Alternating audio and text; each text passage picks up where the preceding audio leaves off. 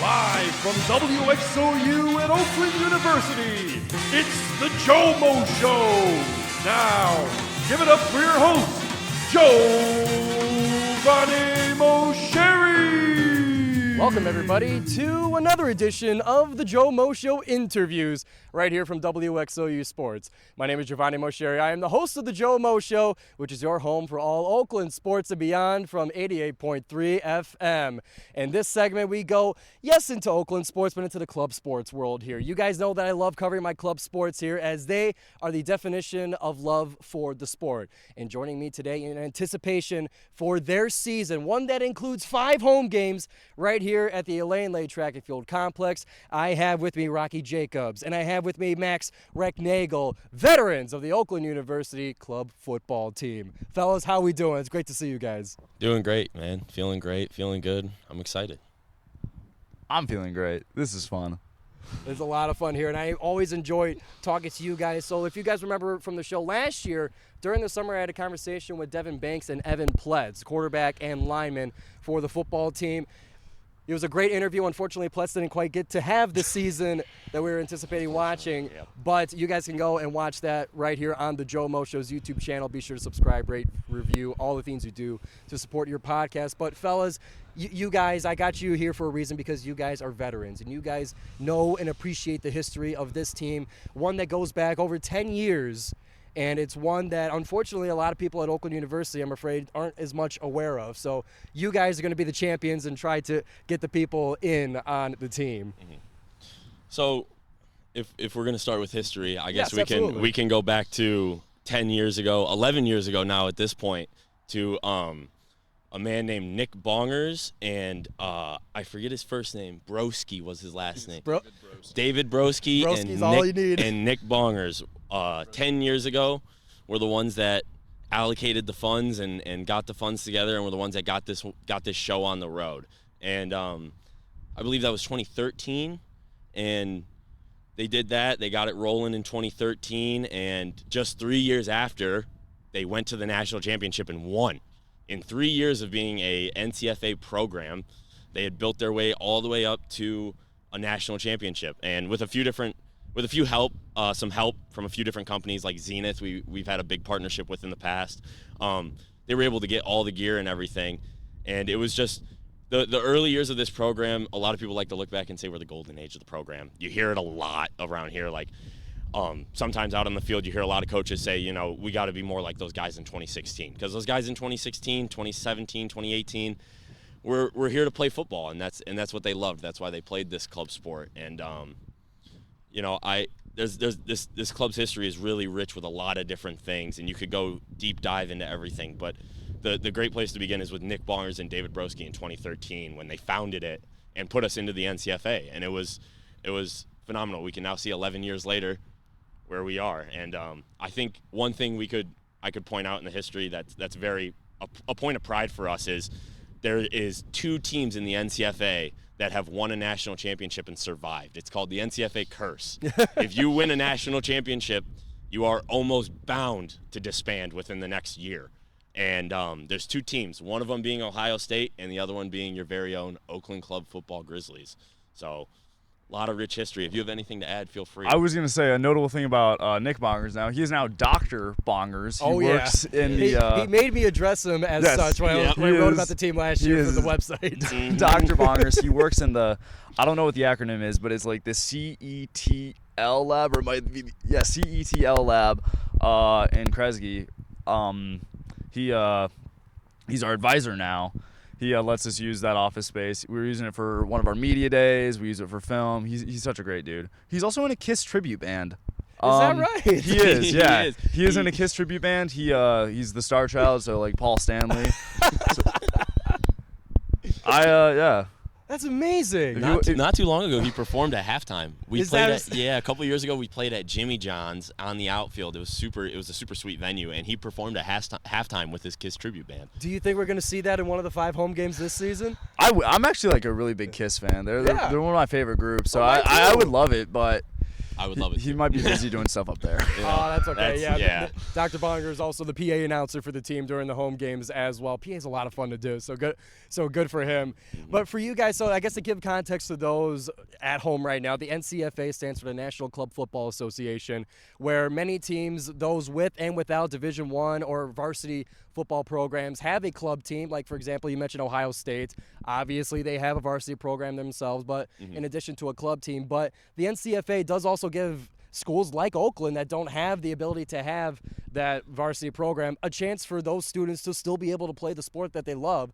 So for you guys, and you can take this one at a time, why do you still play? What about football made you want to basically volunteer so much time and effort to continue to play the sport? You want this one first, or do you want me to take it? You can start. I was gonna say, I didn't play my senior year of high school. I was a captain my junior year. I didn't play my senior year for personal reasons. And at the time, while it was the right decision and while it's been a good thing going forward, like, it ate me alive. I was at every single game, home or away, watching and just like wishing I could be out there again. And I never thought that I would get the opportunity to play again. And now that I have this second chance to be here, to be involved, and to help run things, like, I'm not gonna give it up. That's why I'm still here, and that's why, like, I'll continue to play. Like, I made up my mind the other day, like, I could never be the dude who just sits and waits all year for his fantasy football league and sits and wait for Sunday night football. Like, I gotta keep playing while my body still can. It's a fate a lot of us former athletes have to succumb to. My last football game will be a semi-pro game when I'm 37 years old, and they will carry me off in a stretcher because my body just can't handle it anymore. Hell yeah, brother. Absolutely. I guess I would say for me, I've played since I was 6. Like we were talking earlier, this is my 13th season of football I'm coming up on. You're an old man. And yeah, I know. But yeah, 13th season, and I've been playing it since I was a little kid, and I've always loved this sport. I've been a captain of my team since I was in like 6th grade. I was always a leader of men. I loved leading men into a battle per se, almost. You know, yeah, it sounds not even per se. Literally, a battle, and it's something that brought me great joy to build a program, to build with guys around you as a community to keep going. And when I had reached my junior year, I was about 5'11", 160 pounds, and ran a 4.9 540. So I wasn't actually. No, I don't think I broke 4. I think it was a 5.05 or something, but I had 5.6 for my fantasy league. So. something not too far off that. But I had no interest from anyone, and I had never really wanted to go play in in college because at Rice we had taken football so seriously. Right. Brother Rice, which you know, covering a little bit of high school now. The sports are crazy over there. Yeah, they're very in depth with all their sports, and they take it all very seriously. And you can almost say that the football program is run like a D3 football program, is what it feels like. You're playing. My senior year roster had 85 guys on it. Yikes. Yep, 85 guys. So you have to be a standout. You got to know what you're doing. And there's a lot of roughs to find the diamonds. I didn't start my senior year. I sat the first 2 games, and thankfully to an injury, I ended up taking over that starting spot and leading the team in tackles by the end of the year. So it was a very successful senior season, but again, didn't have the raw talent to do it per se. And I remember my junior year, it really flipped though when my brother had become president of the OU club football team in 2019. So it was before I was a junior, but I had watched him run the club. I had watched him kind of do his thing. And to me, I have really deep family roots here. There's a bench outside the library with my grandfather's name on it, who I'm named after. Oh, wow. So I'm named after him. My aunt started the sorority houses across the street on Adams. No kidding. And my grandfather taught here for 35 years in the library. My brother graduated here with a mechanical engineering degree, did his part for the OU club football team. And it kind of just feels like it's my time to do my part, you know, to do what my family does. We come here and we make the impact that we can, and we do the best we can. And you know, that's really what it is for me. Is it's carrying on a legacy for my family, and then I don't think I could live with this sport. The day that I give up this sport is going to be a really sad day for me. It will be. No doubt, and it will be for us as well as the fans back at home. So in addition, so Rocky, for you, obviously the family ties kind of speak for itself in terms of joining the program here. But Max, for you, you were telling me a little bit off air that it was Rocky that kind of got you involved in it through your guys' background prior. Yeah, so it was two people, Rocky, and then Calvin Gibson, he's our center and our treasurer. So Calvin has been one of my best friends since middle school. We went to high school together, played football together. He had been pushing like, Max, come to Oakland, play club football. Come to Oakland, play club football. And like, I was like, whatever, man. Like, we'll see. And then finally, it was the nail in the coffin at a summer baseball practice. Rocky and I played, 4 seasons of baseball together. 4 seasons. Yeah. So at a summer baseball practice, Rocky just kind of looked me in the eye and he was like, "You know you're gonna play for the club football team, right?" I'm like, "Yeah, I know I'm gonna play for the club football team." So. No choice. It was a bit of peer pressure and a bit of just wanting to be out here again. Yeah. Now listen, peer pressure gets a bad rap for everybody. Sometimes it's a good thing. Sometimes it can be. It can be. Depending on what's being pressured, of course. It's very depending on that. Yeah.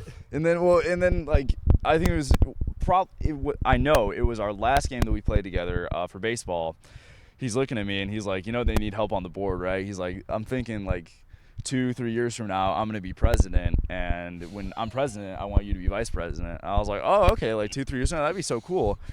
And it's like 4 months later, he's president, and I'm vice president, and we're like, came a little bit faster than we expeced, but the election came early. I guess 2 or 3 years from now. Yeah, I know when the season ended, Devin Banks had basically he said at the last game when the last buzzer went off, he was handing the reins over to me. So at the last game, I was in charge of collecting the jerseys, shoulder pads, equipment from everyone. So it was quite the quick transition. And when I got here, I wasn't anything. I was just a player. And within probably 2 months, I was a vice president. So big jumps, quick jumps, had to mature quickly. Yeah, and a lot to learn. Still have a lot to learn. Still learning. It's a difficult thing to do, but I'm trying my best, and we all trying our best, and that's all you can do, Of course. Really just try your best at it. And now I wanted to get to this part. I wanted to wait a little bit, but the shovel you got there, it's awesome. For those of you guys, take a nice look at the camera. It's got the Oakland logo embedded into it. Mm-hmm. That thing is awesome. You told me you learned a little bit about the history of that, and I see it in all your guys' media days and your pictures. You bring it on game day. Why? So it's I've been around the club long enough to kind of know when we got it. We got it in 2019 when my brother was president, and it began all the way back in 2016, 2017 when Rob Ray had went to a graduation and seen our academic mace.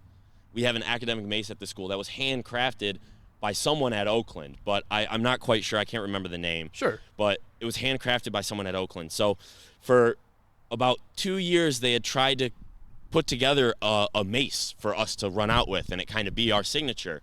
And Rob Ray had kind of been torn, at least from what I read, it seemed like he was kind of torn between a mace and something else, because he seemed as if an academic mace didn't fit the football team too well. An academic mace, it's almost like kind of copying it, Sure. And so rolled around to 2018, and I believe it was Saturday, October 6th.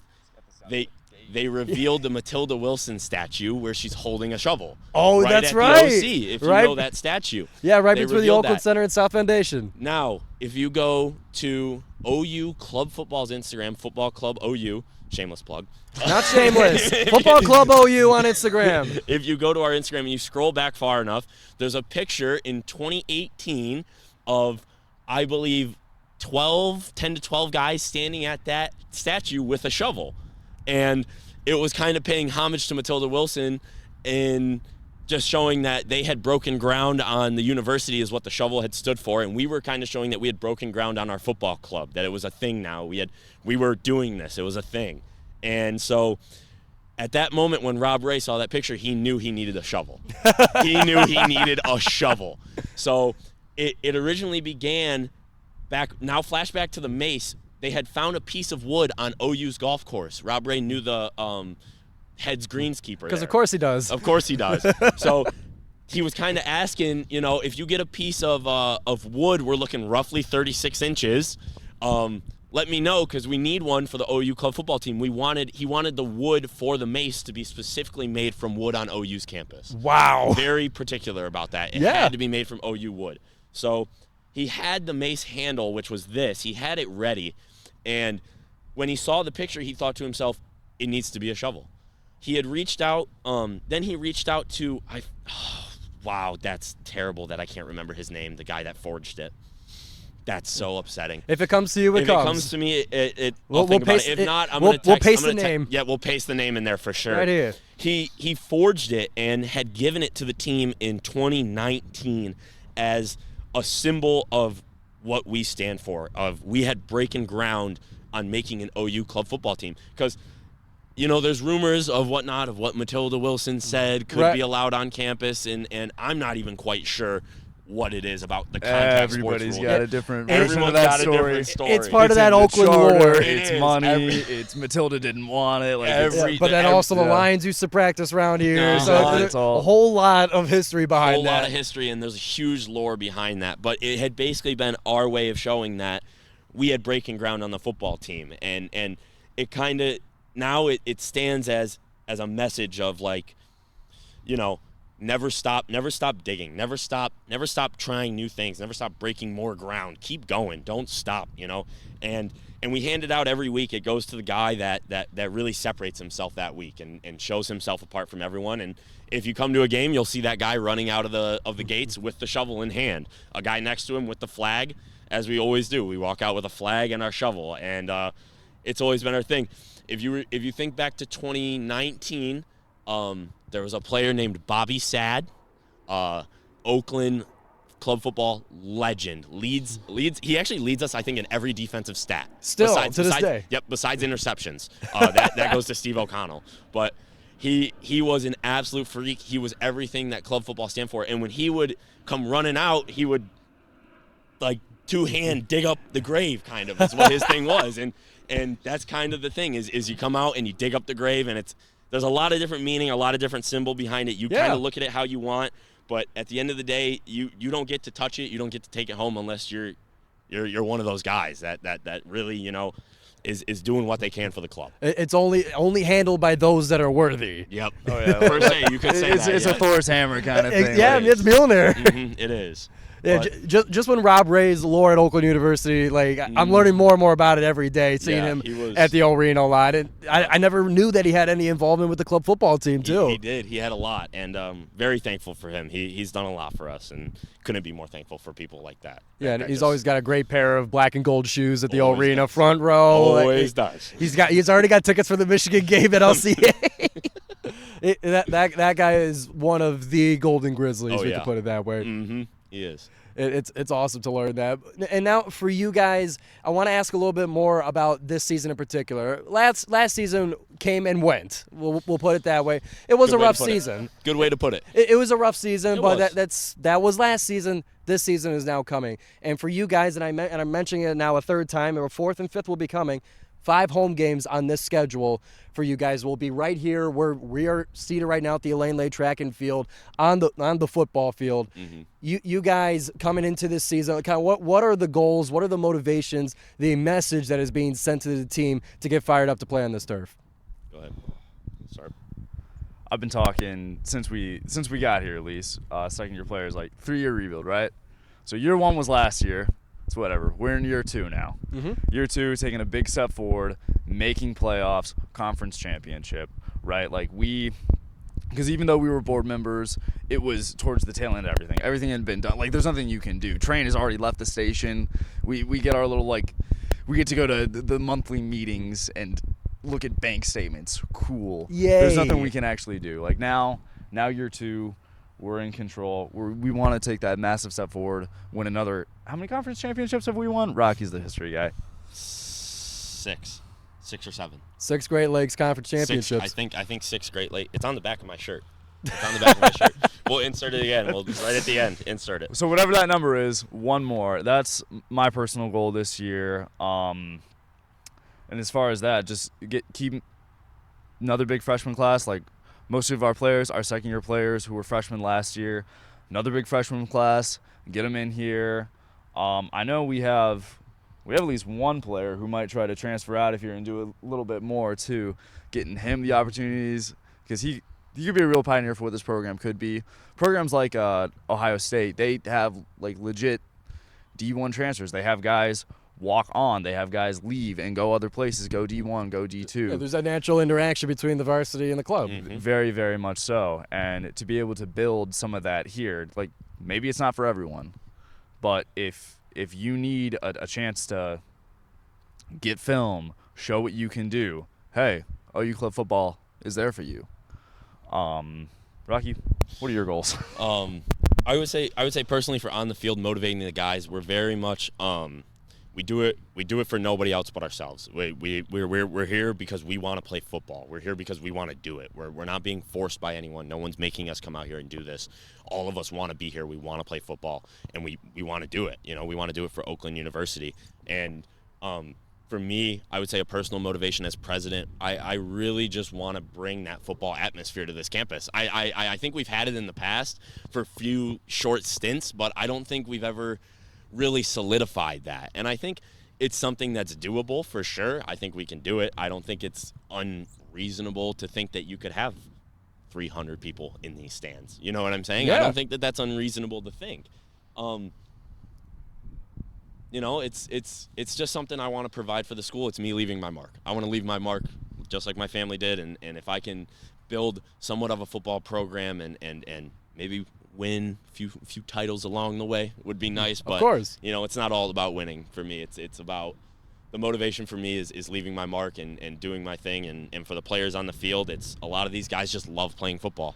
They just love playing football. Because you got to play on a club team like play this. a club football really, team to really pay. I put it like this: to pay to get beat up. Yeah. For 2 hours, 4 days a week, takes a lot of heart. It takes a lot of heart to want to do that and want to be out here. And we have a good group of guys that does it. Yeah.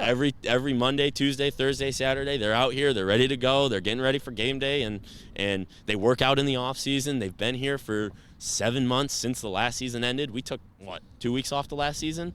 After it's ended, we took 2 weeks off and we started off-season training, working out right away. Didn't even think about it. Even if that's like official training, because dudes were already working out, finding time to we do this year round just about.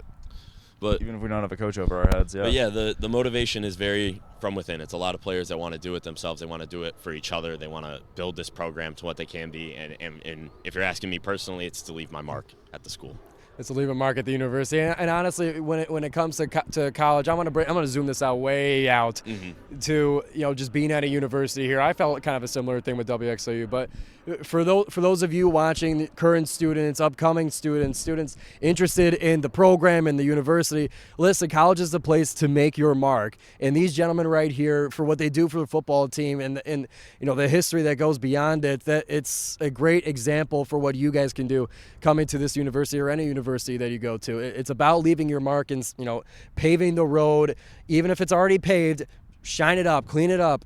Make it better for those that are going to be walking on it behind you. So I love what you guys do for your sport and for your club, especially just given that it's a club and it's out of your own heart. Essentially, it's admirable. Absolutely. Yeah, I was gonna say we've already done a good bit this year. With probably the biggest thing is coaching staff. Last year we only had 2 coaches, at least two real coaches, and then we had kind of like a revolving door of people who could help out and an injured Rocky in a sling. Yeah, so we finished up the season and cleared house, and we kept one person. We kept our head coach, who is unbelievable. He happens to be my older brother. Sure. But, as we were talking earlier, sometimes I can absolutely hate him, but it's better that it's my brother and me and him can deal with that, and it's fine and it works out well. And but for him, it's always been something for him that means so much more than just football. He played here for 5 years. Now he's coaching here. He just reached. He's coming up on his decade of service to the club, and he's just unbelievable. He is more committed than anyone I've ever seen. And then we cleared house besides him and brought in a few new coaches. We brought in Coach Youngblood from Stevenson, I believe he teaches at. He's the principal at Utica Stevenson. No kidding. Yeah, he is. He's the principal at Utica Stevenson. He was actually, funny story, he was our youth football coach. I was just about to ask, how do you go about recruiting the coaches like that? He was so the Kroger on South Livernois, I work there.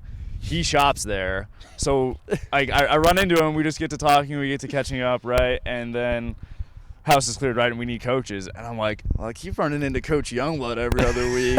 Planet the Buggin is here. He was all about it. He brought another one of our youth football coaches, Fadi Bazi, out, and then they brought another one of their buddies, Mike Bentley, out.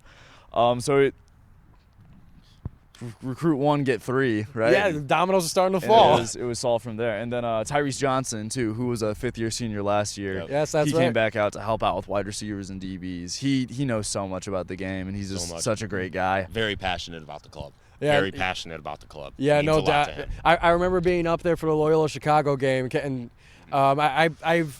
I can't remember exactly what the record was, but him getting his first reception, it was a big deal. Yep. Building it up 1,000 throughout the yards. broadcast. I believe 1,000 yards. Yes. Right? Yep, It was 1,000 yards. And number 2 all time. Number 2 all time and 1,000 yards. 1,000 yards receiving, I think. He is. Or no. Second all time is what it was. It was second all time. Second all time, yeah. Yep. Yes, but I remember having the call. For that. You guys can tune into it right here on WXOU Sports. Scroll down to the live stream of the Loyola Chicago game. I believe we have highlights of it as well, so be sure to go and check that out. And we'll have plenty more coverage to come from the Golden Grizzlies club football team. So for you guys, for the coaching staff, kind of where is it sitting right now? Like as far as we could go even beyond to the roster. So establishing now the coaching staff and the roster, kind of what kind of holes do you guys think you've been able to plug from last year? What improvements do you guys make now coming into the season? I mean, with all due respect to those of last season, of course. Well, last season we got off to probably like the worst start that you could. So game 1, something happens in Rocky's shoulder, and bam, we're down our best defensive player. Mm-hmm. Then game 2, within the first half, we had one of our corner wide receiver on a jet sweep. We were on a really bad turf field. On a jet sweep, he slips ACL. He's done for the season. Oh.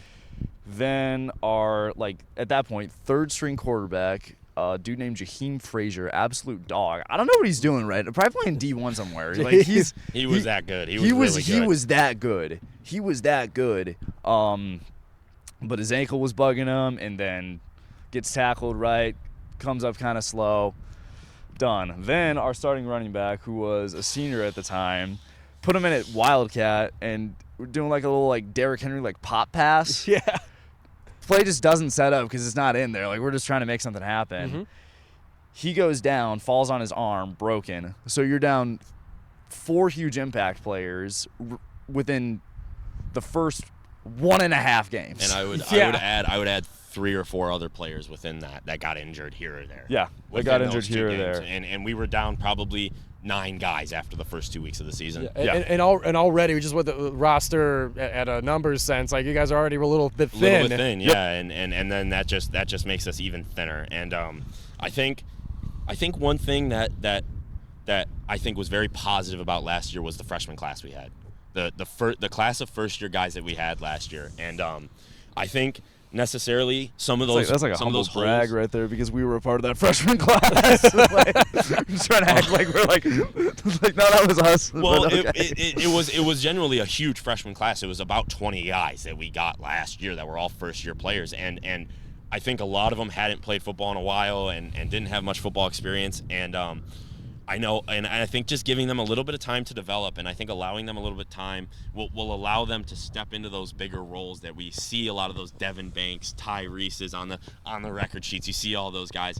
I think there's a lot of those guys standing out here with us practicing right now that just haven't had the light of day to get out there yet, And the holes we filled in coaching staff was great. We filled those. Those were a few. We had definitely some big holes to fill there. And player-wise, we've picked up a lot of new recruits. We've picked up some good players, and I think we've done about as good of a job as we could. I was gonna say, you want to tell them how we fixed our quarterback situation for this year, or? I ended up going from an inside linebacker and a left guard to quarterback. Let's go!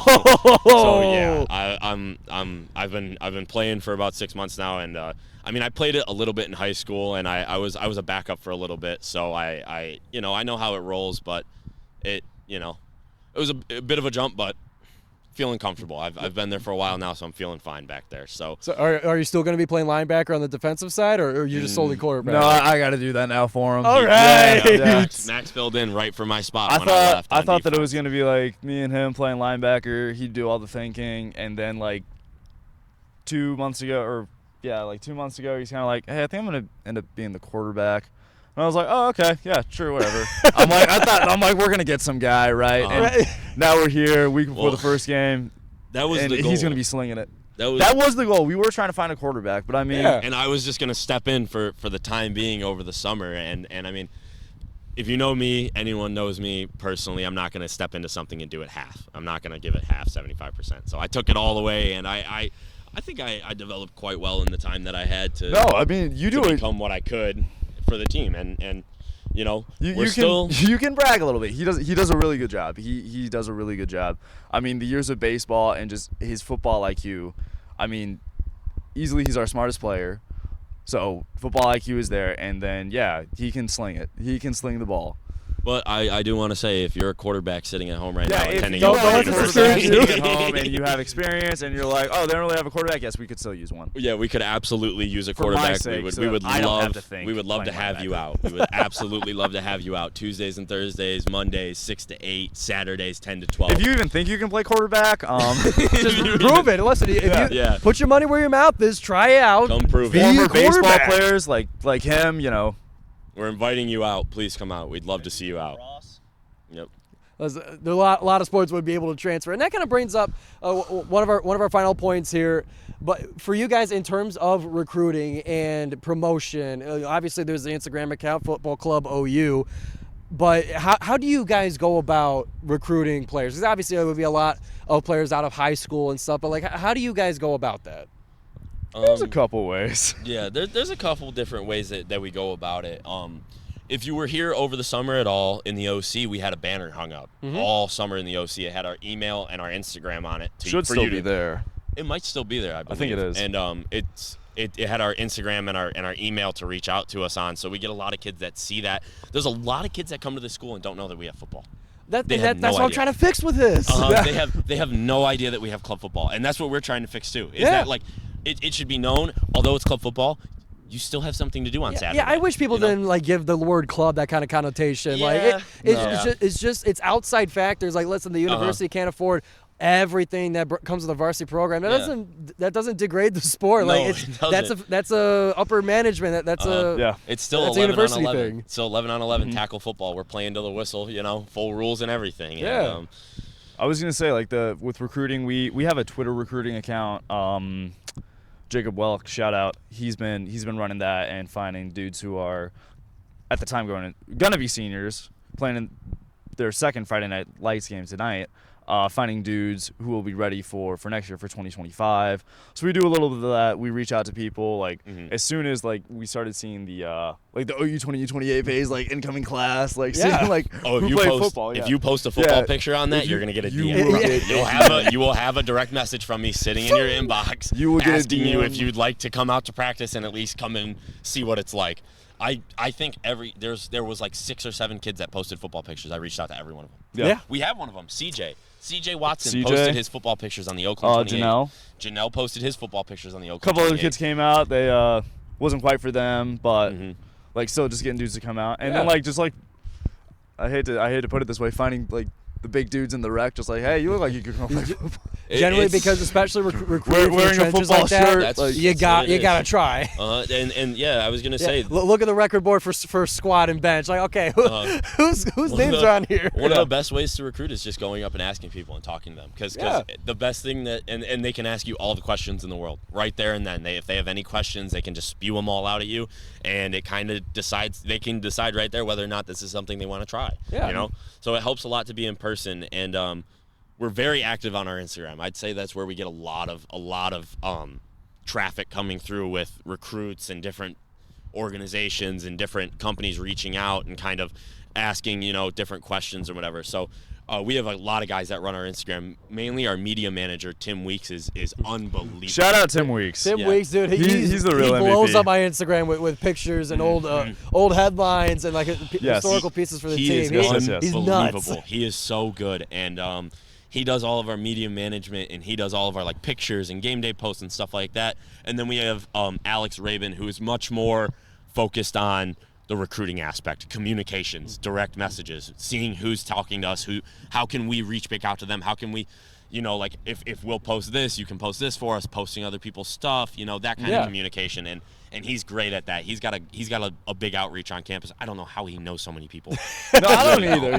He like, we're sitting in the OC. We kind of sit as a football team in the OC. If you guys ever come to the OC, we sit right by the glass over in that middle pavilion. You'll see us sitting there. You'll see me and him sitting there every Monday, Wednesday, Friday, 10:30. We're sitting there having lunch together, and he'll be sitting there, and just people walk by. It's like, oh, hey. Every other person, we're like, dude, how do you do that? He's making you look bad. Like, man, I don't know anybody. Seriously, we're like, we don't know anybody. This guy knows everybody, just like one after another. And so that just helps a lot on the media outreach. Personally, just you know, he knows everybody in it, and it helps a lot, you know. And he builds really great relationship with other clubs, you know, which is something we want to have. We want to have a lot of clubs out here supporting us. I think personally that's one of the best ways. You know, you have to attend another club's sport event as a club, and I think, why not come out to the first football game and get it done and over with? Yes. You know, it's you only have to be here till halftime, so come out and I mean, that's what the rule says, so I'm not going to tell you have to stay for the whole thing. It's simply information. You can stay to the first half. Preferably for the second half. But, yes. But yeah, you know, I just think he does such a great job. Our media guys do such a great job, and they're just so – these are just guys that you can tell care about the club. They care about where this club goes, and it kind of circles back to our point earlier of what motivates everyone is guys like that. Yeah. You look at a guy like Tim Weeks, who was going to play for us and tore his quad. Oh. Yeah. Tore his quad, and he did not hesitate to take over the media. He did not hesitate. He came right to us, I think, 2 days after, and asked if he could do that. And we were like, absolutely, dude. We have no problem with that. You know, go, you know, he's got all the equipment you can imagine. And I mean, it's guys like that who really make this program what it is. The selfless dudes who, regardless of how much we got to pay in dues, what we have to do to get to an away game, the kind of the mud we got to walk through. Yeah, we'll do it and go above and beyond, even when stuff gets tough. Like well, poor guy, he last night just injured his AC joint, so he's gonna be out for a little bit, but you can be sure as heck he's still going to be running our Twitter account and recruiting guys. So it's that makes this club what it is. And I will say, right, for recruits, like, it doesn't matter your experience level coming here. We take all experience levels. Like, if you've been playing your whole life, awesome. If this is your first year, also awesome. Because it's not always the dudes who were, you know, studs in high school and studs here and studs there who always thrive here. Because, again, a lot of mud you got to walk through. Sometimes it's the dude who needed a second chance. Sometimes it was the dude who spent a lot of time on the bench, who comes here, puts in the work, shows up, and really, really thrives. Really, really thrives. We a great example is that we had a guy named Michael Mesa last year. He was, my goodness. How old was he? I think he was 22. Yeah, like grad student. He was a 22-year-old grad student, and he was in between taking classes and becoming a real estate agent, and he couldn't decide what he wanted to do, and he had never touched a football in his life. And he came out, and he ended up starting, I think, like week 5 or something. Wow! Yeah. Yes. He ended up starting, and pretty big dude, like 6'3". Yeah, he was a pretty big dude.